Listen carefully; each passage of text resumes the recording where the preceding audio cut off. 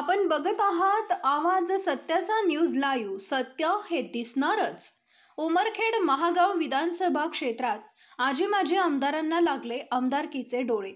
उमरखेड महागाव विधानसभा क्षेत्रात विकास निधीचा बट्ट्याबोळ झाला असून महागाव तालुक्यासाठी विकास निधीत हात अडकता घेतल्याने या ठिकाणची प्रगती समाधानकारक नाही.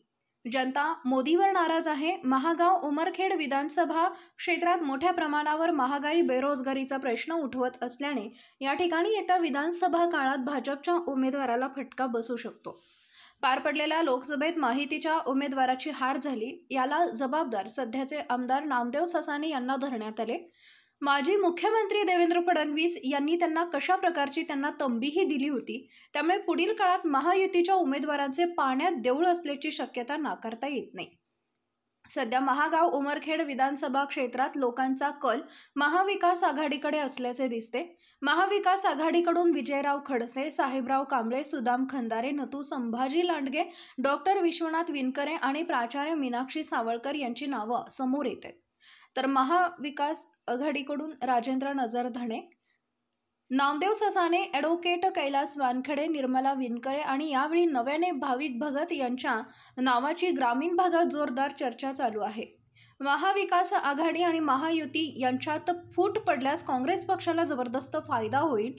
तरी महाविकास आघाडीकडून एकत्र लढवण्याची घोषणा नेत्यांनी केली आहे.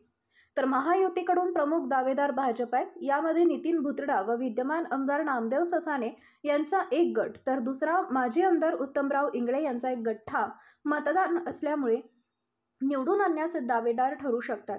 कारण त्यांच्यासोबत सर्व आदिवासी गट्टा मतदान आहे व माजी आमदार राजेंद्र नजरधणे यांचा दुसरा गट उमेदवारासाठी प्रयत्न करत आहे. आमदार नामदेव ससाने व आमदार राजेंद्र नजरधणे पुन्हा एकदा संधी मागत आहेत.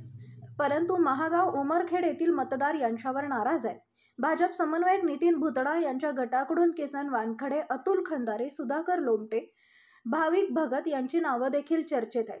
एकीकडे शरद उत्तमराव इंगळे यांच्या गटाकडून माजी आमदार राजेंद्र नजरधणे, विश्वपाल धुळधुळे यांच्या नावाची चर्चा आहे. तर सामाजिक कार्यकर्ते नथुजी संभाजी लांडगे काँग्रेस पक्षाकडून दावेदार आहेत. अशा प्रकारे भाजपमध्ये गटबाजी दिसत आहे. त्यामुळे महाविकास आघाडी कायम राहिल्यास लोकसभा निवडणुकीची पुनरावृत्ती विधानसभेतही होऊ शकते. आवाज सत्याचा मुख्य संपादक ज्ञानेश्वर मेटकर.